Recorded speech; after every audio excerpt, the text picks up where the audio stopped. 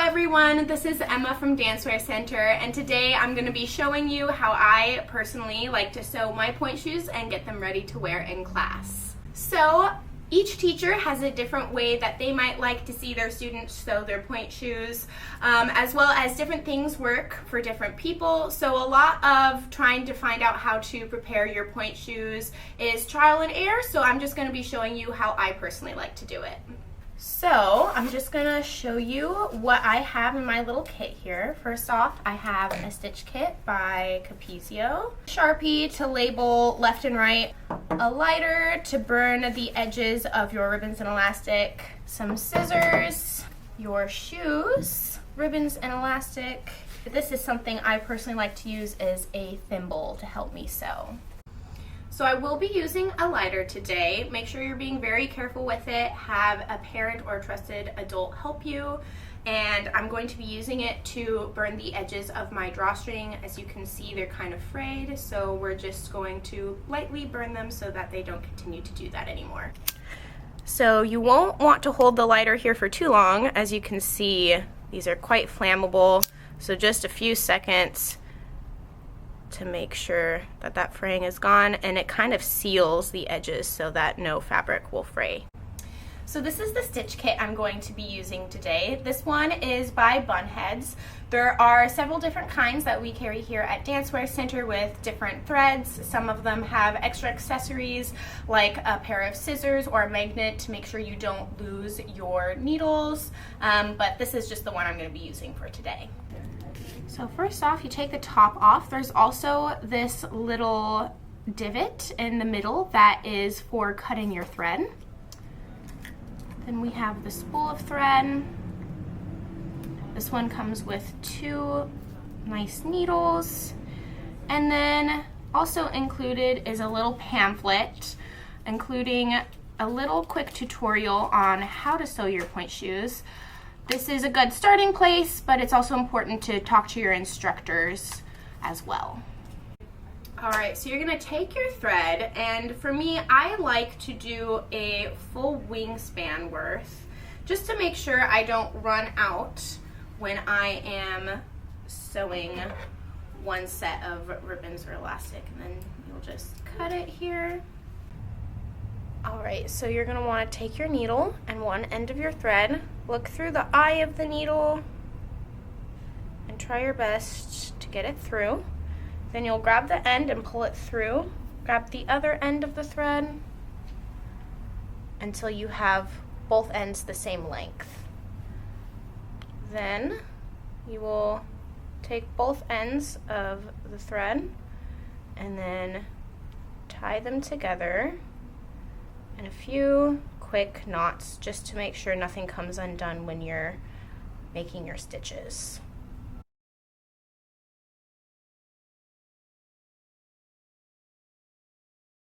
Just like that. And now you have a nice sturdy knot at the end. So these are the ribbons that I have today. I have already cut and burned the edges of mine into 4 equal pieces, but typically the ribbon that you receive will come in one long piece, and what I do is I fold that in half, cut it, so you have 2 equal halves, and then cut each of those in half as well, so you have 4 even pieces of ribbon. So these are my elastic. I also have 4 pieces of these because I like to crisscross mine over the top of my ankle. So to measure those, typically what I do is I put my shoe on, I place where I want my elastic to be, and then I place it on the other side in the back where I'm going to be sewing it, and then I cut it as needed, just like this. And then I will do the other side as well since it's crossing over the shoe. And then once they are all cut, I again take my lighter and then just burn the edges to stop any excess fraying. And then I do that for each piece that I will be needing. So next I am going to actually get started on sewing. So typically what I do is I will just take about a 1/2 inch of my ribbon and fold that in half to just make sure that everything will be extra in place once I sew through both pieces of the ribbon as well as the shoe itself.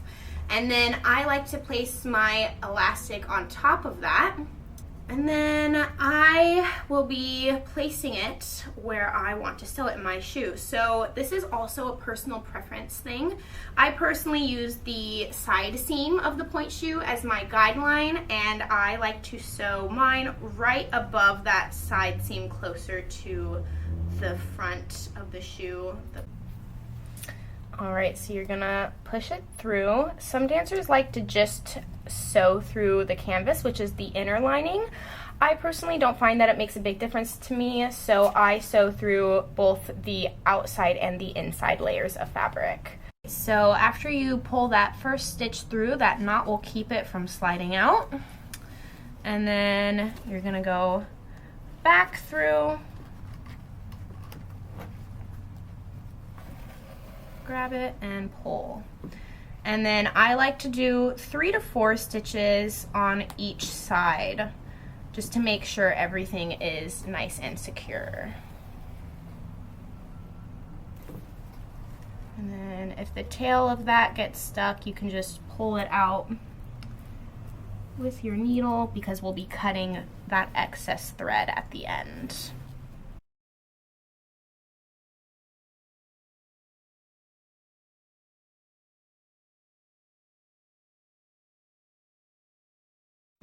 And then switching to the bottom now, I push the needle through towards the bottom, and then I do a few stitches this way as well. And you can use the ridges of the elastic actually as a guideline for where to place your stitches.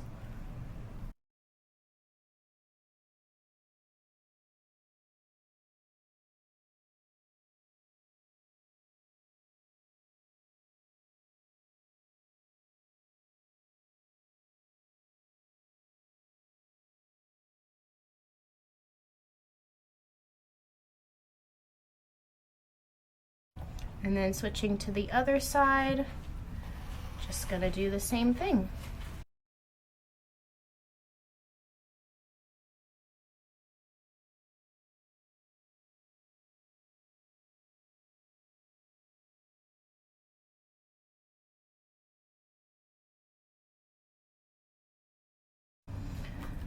All right, and then for the top, I make a few horizontal stitches. So I go through here towards the top, and a very important thing to note here is that you do not want to go through this drawstring casing, because if you happen to catch the drawstring with your needle, you will not be able to actually pull the drawstring any tighter, and that can be very problematic. So pull it through here, and then I just go through on the other side as well. And I have a little bit of a loose end there out on that other side, so just pulling that through, making sure everything is nice and tight and secure. There we go. Oop.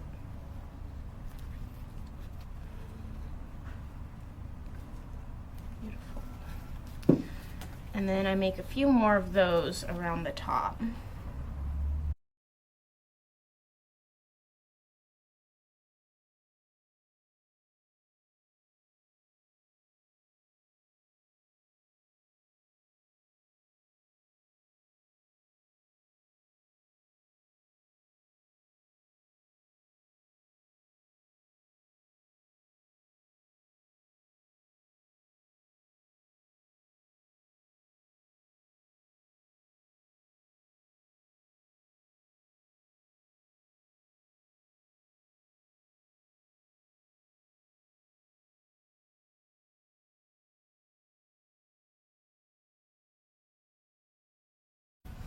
And when you're done, it should kind of look like this.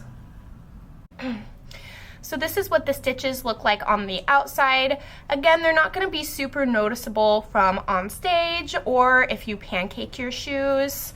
And then this is what these stitches look like on the inside as well. So I have some thread left over from that first section that I sewed. I'm just going to re-knot it.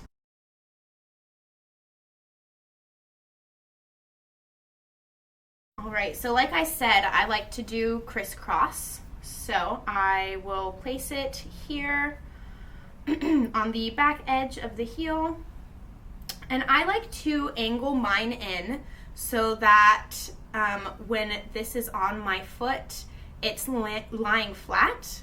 Sometimes if you sew it in a different angle, it will cause puckering of the shoe itself.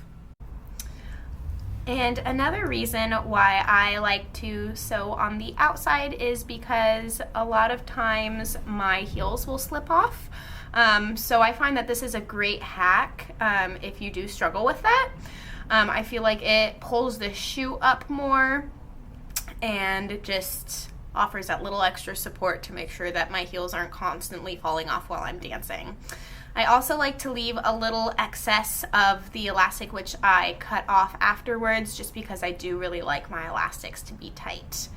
So, like I said, angle it in, and then I make my first stitch right below the drawstring, because as I said before, you do not want to touch that drawstring at all. All right, and just go through as you would.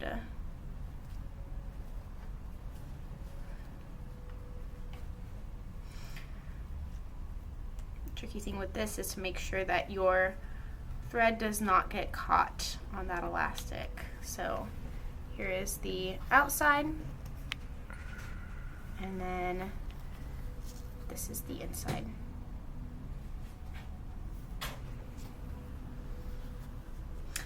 Going to make a few more stitches here.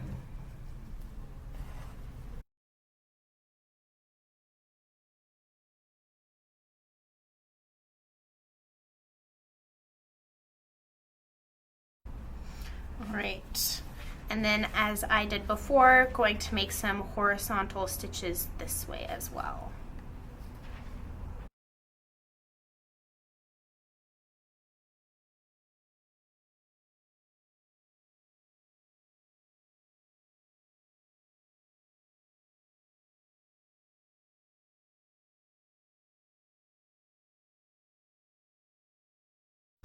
And then you'll want to do the same thing on the other side to complete that little box.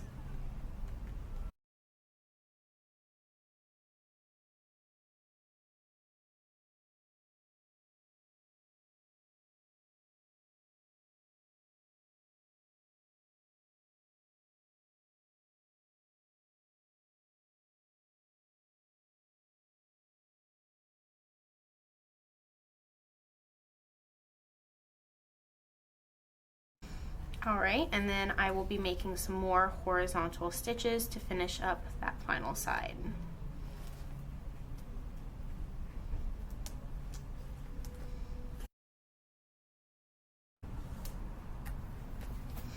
And then if you don't have enough thread to do those final cross stitches, that's okay, and just poke through next to that first knot, and then cut and tie it.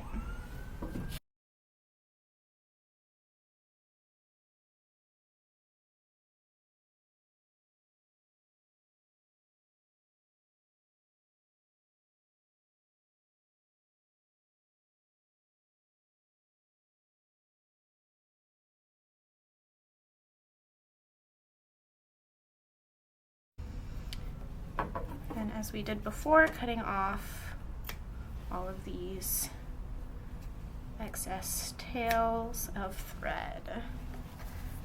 This is the outside, and then this is the inside.